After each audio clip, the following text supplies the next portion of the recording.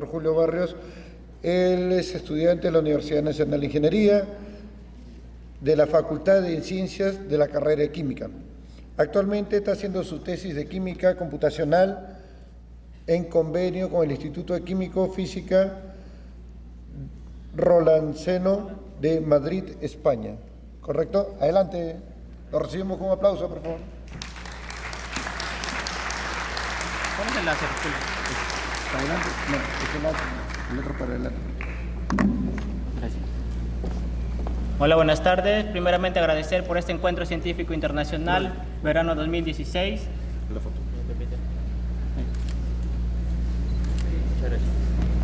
Voy a exponer mi trabajo, que es energética molecular de los antioxidantes tirosol, hidroxitirosol y resveratrol, que es parte de mi trabajo de mi tesis. Bueno, agradecer primeramente a mi asesora de la Universidad Nacional de Ingeniería, la doctora Ana Cecilia Valderrama Negrón, y mi coasesor que está en España, que es el doctor Juan Z. Dávalos del Instituto de Química Física Rocasolano. Bueno, parte de mi exposición, ese es básicamente el contenido. Primeramente voy a exponer los aspectos generales, voy a decir por qué estudiar los antioxidantes, seguidamente las técnicas experimentales, seguida de los métodos computacionales, que me he basado en la química computacional, y mis estudios realizados básicamente acá en Perú, la parte computacional y la parte experimental que ha sido en España. Y terminalmente mis conclusiones de mis objetivos planeados, ¿no? Y finalmente la referencia bibliográfica que he utilizado. Dentro de estos aspectos, entonces voy a hablar primeramente de los antioxidantes. Estudios nutricionales demuestran que el consumo regular de estos antioxidantes contenidos en frutas, verduras y sus derivados, ¿no? Como el aceite de oliva, el vino, tienen efectos positivos tanto en el tratamiento como en la prevención de diferentes patologías. Dentro de estas patologías podemos destacar el cáncer, ataques cerebrovasculares, enfermedades coronarias, ¿no? Como la enfermedad aterosclerosis, que es la más conocida. También enfermedades neurodegenerativas, que acabamos de rescatar el Alzheimer y el Parkinson. Entonces, todas estas patologías van a caracterizarse por el daño oxidativo de macromoléculas celulares, asimismo de procesos inflamatorios y también de una mala regulación de algunos metales, como por ejemplo del hierro. Y entonces es importante estudiar los antioxidantes debido a que tienen una actividad biológica. Cabe resaltar la actividad antioxidante entre sí, que significa la eliminación de radicales libres, también de procesos antiinflamatorios, propiedades antiinflamatorias, y también que tiene la quelación de metales, que podrían solucionar todas estas anomalías. Dentro de todos los antioxidantes que existe, he decidido estudiar ese antioxidante que es el tirosol. Es un antioxidante que no ha sido estudiado todavía en la parte que yo quiero estudiar, pero están estudiando por otros muchos grupos de investigación en otras ramas, como por ejemplo la química de alimentos, las partes biológicas. Pero lo que yo quiero estudiar es la parte termoquímica y termofísica, es decir, propiedades termodinámicas que caractericen a este antioxidante y que no han sido estudiadas. Por ejemplo, la entalpía, entropía, energía libre de Gibbs, y por eso es que mi objetivo principalmente va a comenzar con estudiar la entalpía de formación estándar en estado gaseoso de este antioxidante. Voy a utilizar una parte experimental mediante la parte experimental por la colorimetría de combustión y utilizando la técnica de fusión de Knudsen. Y por la parte computacional voy a utilizar dos métodos, que serían las reacciones de atomización y las reacciones isodésmicas. Bueno, dentro de mis partes experimentales voy a utilizar técnicas termoquímicas y termofísicas. Bueno, la entalpía de formación estándar en estado gaseoso no se puede hallar de una manera directa. Para eso necesito hallar la entalpía de formación en estado condensado de mi compuesto en estudio y hallar la entalpía de vaporización o sublimación de la entalpía de este compuesto. Para la entalpía de formación molar voy a utilizar la calorimetría de combustión y para hallar la entalpía de vaporización o sublimación, en mi caso que va a ser sublimación, voy a utilizar la técnica de fusión de Knudsen. Entonces comenzaré por explicar la calorimetría de combustión.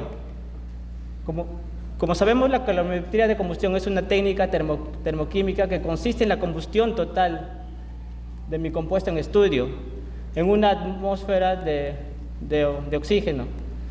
Es decir, que va a haber un rompimiento de la estructura molecular de mi compuesto. Es decir, esa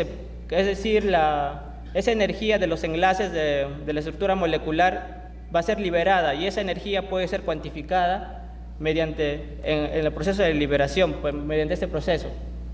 Pero para hallar la entalpía de formación necesito hallar la entalpía de combustión molar de este compuesto, y para hallar esta entalpía de combustión necesito hallar la energía de combustión de mi compuesto. Pero para esta energía de combustión ya existen distintos parámetros, varias correcciones, como correcciones de Washburn, para poder hallar esto. Y entonces esta entalpía de combustión la voy a relacionar con esta energía de combustión, voy a relacionar con esta entalpía de combustión mediante esta siguiente expresión, que va a ser la entalpía de combustión va a ser igual a la energía de combustión más la variación de presión y volumen. Y asumiendo que van a ser gases ideales, esta variación de presión y volumen lo puedo asumir que es igual a la constante de los gases por la temperatura con la variación de moles, ¿no? Que va a ser dependiendo de la ecuación que voy a hacer. Seguidamente, para relacionar la entalpía de formación con la entalpía de combustión, voy a utilizar la ley de Hess. Esta ley, es una particularidad de la ley de Hess, que sería esta entalpía de combustión va a ser igual a la sumatoria de su coeficiente por la entalpía de formación molar de los productos menos la sumatoria de su coeficiente con la entalpía molar de los reactivos. Y finalmente puedo despejar esta entalpía de formación y tenerla en función de la entalpía de combustión y todos los datos ya conocidos que se puede hallar. Bueno, para hacer la calorimetría de combustión necesito un calorímetro. Lo que yo utilizo en el laboratorio de investigación es los calorímetros isoperibólicos. Básicamente, estos calorímetros constan de 3 partes. La primera, que va a ser una bomba, que incluye un crisol que es de platino, que se muestra en forma de que se coloca la muestra en una forma de una pastilla. Seguidamente, tenemos ahí los 2 electrodos de platino y una mecha de algodón. Seguidamente va a ser una bomba, luego todo este calorímetro ya es insertado con una bomba de oxígeno aproximada a 30 de atmósfera para eliminar todo ese aire que va a existir dentro del calorímetro. Seguidamente tenemos un recipiente de agua que va a estar aproximadamente a 23 grados Celsius, que incluye un termómetro de platino y un dispositivo de agitación, que podamos observar. Todo esto va a estar dentro de una cámara de aire que va a estar rodeado por un baño termostatizado, ¿no? Aproximadamente de 25 grados Celsius con 3 decimales de precisión. Cabe resaltar que, como podrán ver, este calorímetro no va a ser adiabático, ¿no? Porque la temperatura del exterior va a estar a 25 y la del interior va a estar a 23, o sea, va a haber un cambio, y entonces no va a ser adiabático y por ende vamos a necesitar una variación de temperatura de corrección, que ya voy a mostrar. Esta es la gráfica de una combustión típica. Como podremos ver, comenzamos a una temperatura inicial y se va aumentando la temperatura de grado en grado, hasta llegar a la temperatura que queremos, que es de 25 grados. Y como dije, aquí vamos a tener varios parámetros que vamos a necesitar para calcular esa energía de combustión. Y tenemos la variación de temperatura no adiabático, que eso va a ser como un factor de corrección al tener esa variación de temperatura. Dentro de mi grupo tenemos 2 calorímetros, un macrocalorímetro y un microcalorímetro. Básicamente va a depender de cuánta muestra voy a utilizar. En mi caso yo utilicé un microcalorímetro porque voy a trabajar con antioxidantes y los antioxidantes son muy caros y son difíciles de conseguir, o tal vez por síntesis que se consigue. Es por eso que utilizo un microcalorímetro.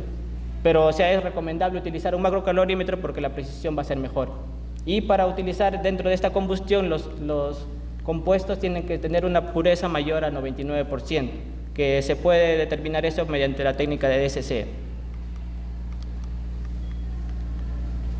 Ahora voy a pasar a explicar la siguiente técnica, que para hallar la entalpía de sublimación de mi antioxidante, que sería la técnica de fusión de Knudsen. Básicamente esta técnica consiste en relacionar la presión de vapor en función de la temperatura. Básicamente un equipo consiste en una celda de Knudsen, donde se va a pesar una cierta cantidad, aproximadamente 1 gramo de muestra, y donde ese recipiente va a tener un orificio en el exterior. Y también una cámara de acero inoxidable, un baño de agua termorregulada, y todo va a estar conectado a un sistema de vacío. Bueno, este sistema de vacío prácticamente va a estar a una presión de vapor de 0.05 a 3 pascal. Básicamente es para que el flujo sea laminar, es decir, que vaya lentamente esa sublimación.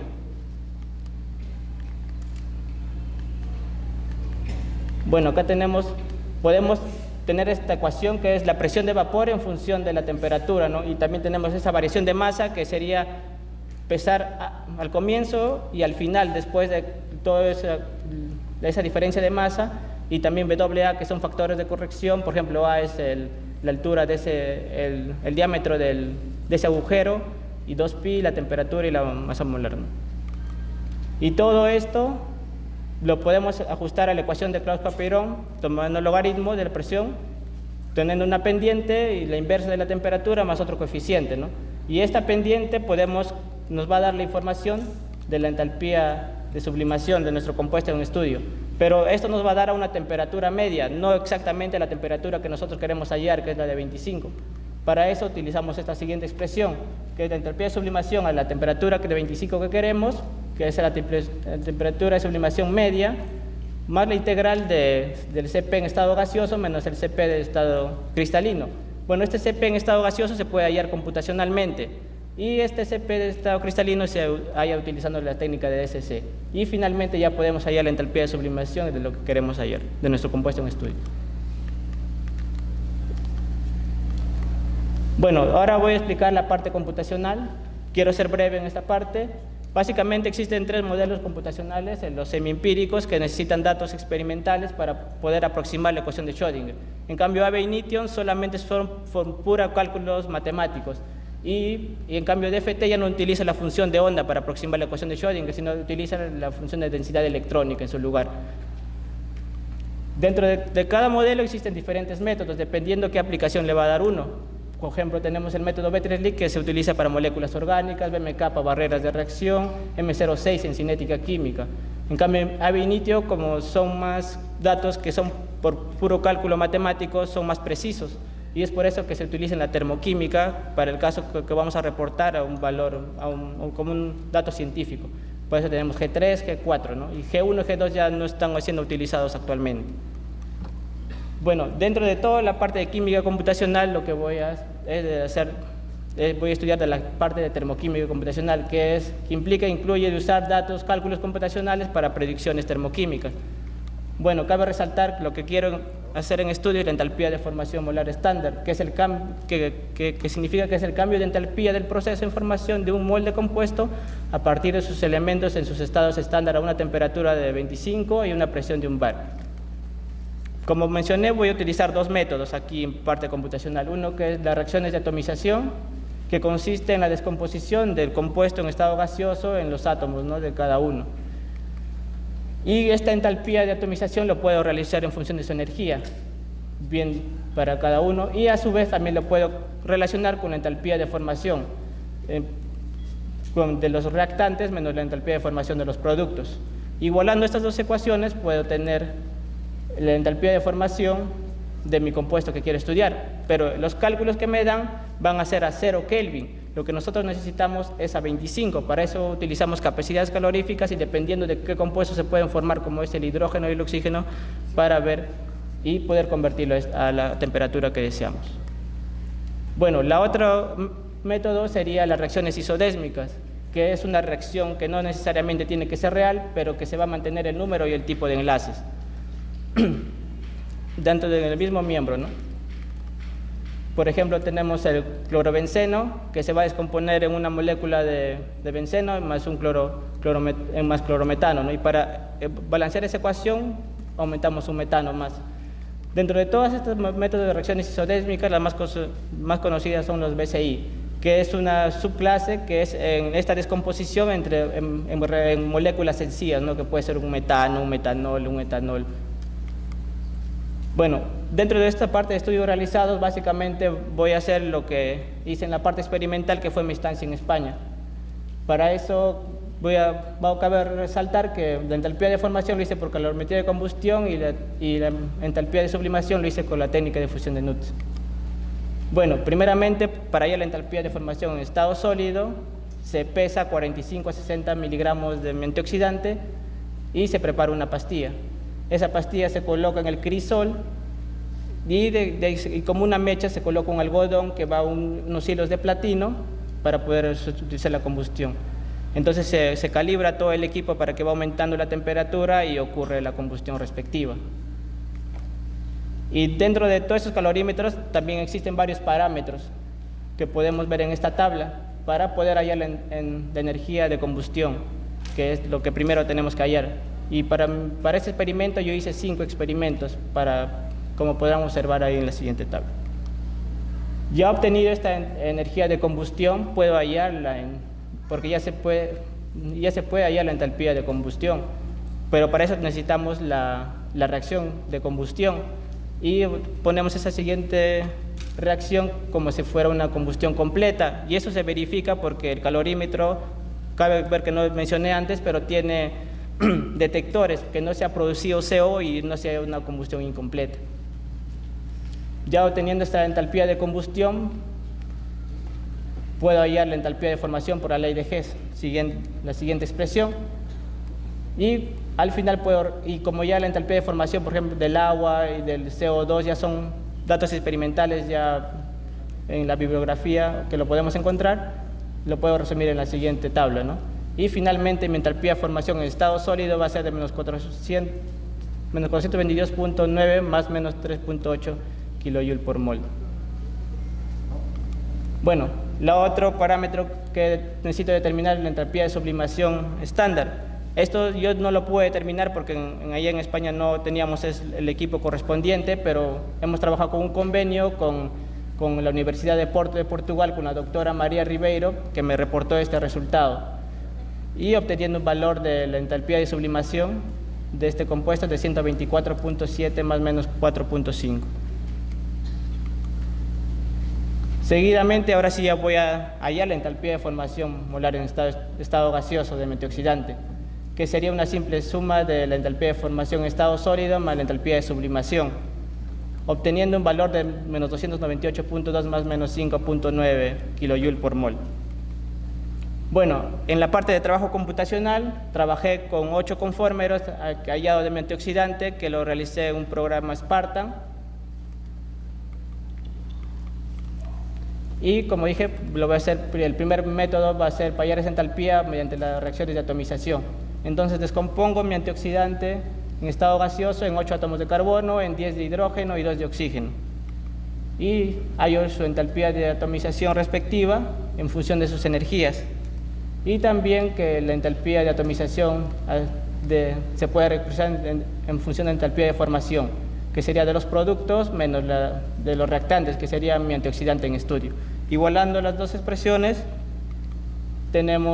ya podemos calcular la entalpía de formación de mi antioxidante, pero esto sería 0 Kelvin. Para eso necesito llevarlo con capacidades caloríficas a 25 grados Celsius. Bueno, aquí está en resumen, hice para dos niveles de cálculo según la metodología Beinitio, según G3 y G4. Como podrán observar acá, calculé la entalpía de formación para cada conformero a 0 Kelvin primero y luego lo pasamos a 25 grados Kelvin. Y después podemos ver que la entalpía, acá hay un porcentaje de población. Esto quiere decir cuánto cada conformero va a aportar con este valor de su entalpía de formación para hallar en general la entalpía de formación para este antioxidante. Para eso utilizamos termodinámica estadística y utilizamos básicamente el parámetro de energía libre de Gibbs.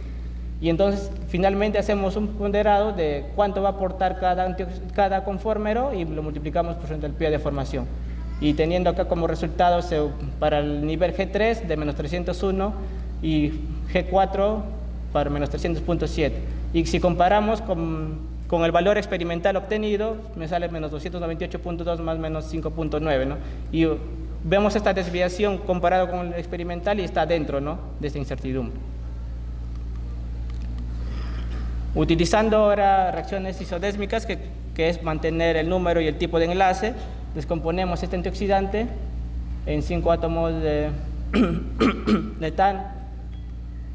etano, en 3 átomos de eteno y 2 átomos de metanol, ¿no? Y para balancear todo, eso utilizamos 10 átomos de metano. Y entonces utilizamos la entalpía de reacción, podemos calcularlo, ¿no? En función de la entalpía de reacción de los reactantes menos la entalpía de reacción de los productos. Ahí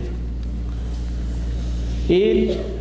Y también podemos calcularlo de una manera experimental, calculando la entalpía de reacción experimental de los reactantes menos la entalpía de formación de los productos. Como podrán ver, esta entalpía de reacción, la 298, fue calculado computacionalmente mediante frecuencias utilizando DFT o AB initio. Y la entalpía de experimental fueron sacados de una página científica, ¿no? Que es el NIS. Y finalmente lo que se hizo varias reacciones isodésmicas, no se hizo solamente una, para después obtener el mejor valor, ¿no? Y teniendo este cuadro, todos estos son los casos que se ha tenido, y como podemos observar, utilizando el método M05 y la base 631 más G3DF2P, tenemos el valor que más se aproxima a nuestro dato experimental, con una desviación de 2.4, que está dentro de nuestro valor experimental. Bueno, finalmente quiero concluir diciendo que, como podrán ver, el valor experimental, que los datos computacionales son coherentes con los cálculos computacionales, ¿no? Especialmente utilizando AB initio, tanto para G3 como para G4, y también DFT con funcional de Truller, que es M05, ¿no? Y esto va a ser, básicamente, esto es parte de mi bibliografía estudiada, y básicamente esto me va a servir como base para estudiar otros antioxidantes, como es el hidroxitirosol y el resveratrol. Y como podrán ver, tienen una similitud en su estructura, y podemos hacerlo por reacciones isodésmicas y poder determinar un valor teórico, ya que, por ejemplo, esos antioxidantes son difíciles de tratar, no es tan fácil de manejar y algunas veces experimentalmente nos puede dar un error en hacer sus cálculos. Bueno, quiero agradecer mi gratitud y brindar un agradecimiento particular al Programa Nacional de Innovación para la Competitividad y Productividad, que a través del contrato me ha apoyado y brindado asesoramiento académico el doctor Juan Dávalos, que se encuentra en España, en el Instituto de Química Física Roca Solano. Bueno, aquí también a un compañero que ya conocí que me apoyó en la parte físico-química, a mi asesora, la doctora Ana Valderrama, de la Universidad Nacional de Ingeniería, y a ustedes por estar aquí presentes, ¿no? Y gracias. Y cualquier consulta, ahí tenemos mi correo. Muchas